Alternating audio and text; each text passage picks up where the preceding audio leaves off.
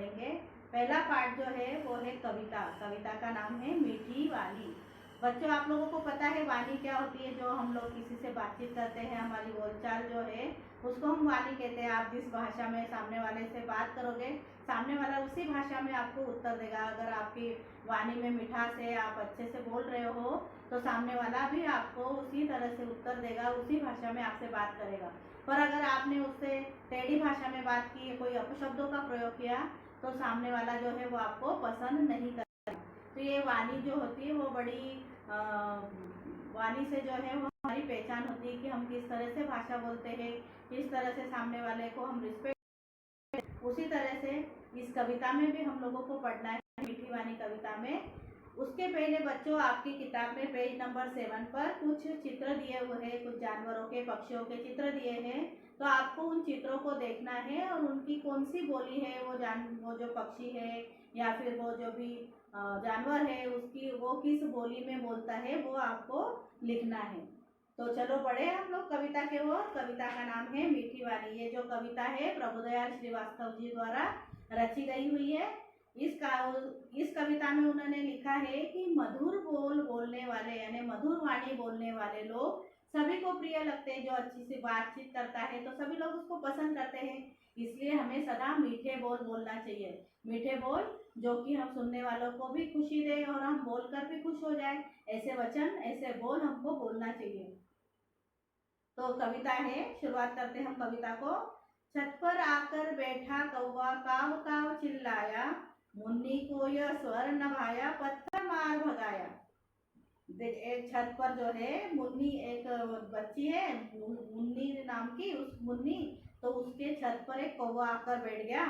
और कौवे का तो मालूम है आप लोगों को स्वर कैसा होता है। तो कौवे ने काव काव काव काव चिल्लाना शुरू कर दिया। जोर जोर से काव काव उसके छत पे आकर वो चिल्ला रहा था।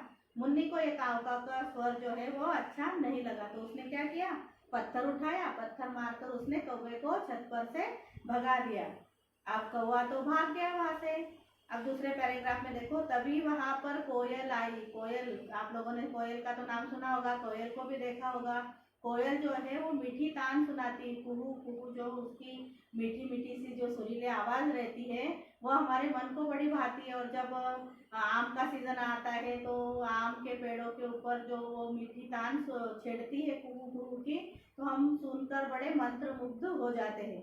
तो ऐसी कोयल जो है, तभी वहां पर कोयल आई, कुहू कुहू चिल्लाई। क्या आवाज लगाई उसने? कुहू कुहू की आवाज लगाई। उसकी प्यारी प्यारी बोली, इतनी मधुर वाणी थी उसकी, इतनी मीठी वाणी थी। तो वो जो बोली है वो मुन्नी को अच्छी लगी, वो मुन्नी के मन को भाई।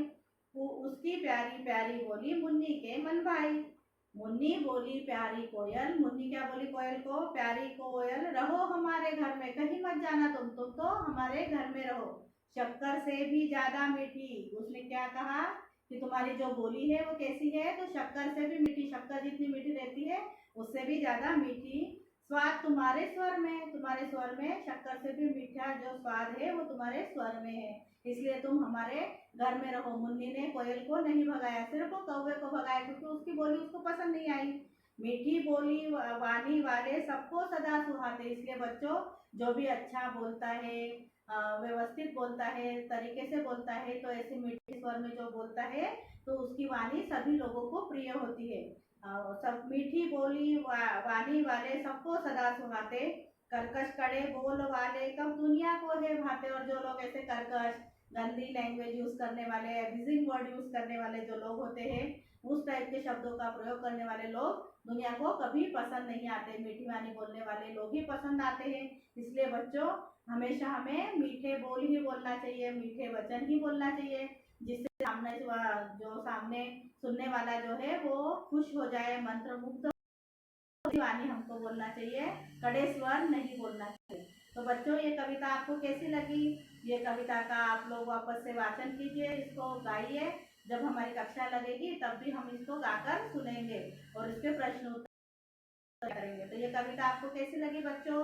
तो इस कविता का सबको घर पर अच्छे से अध्ययन करना है।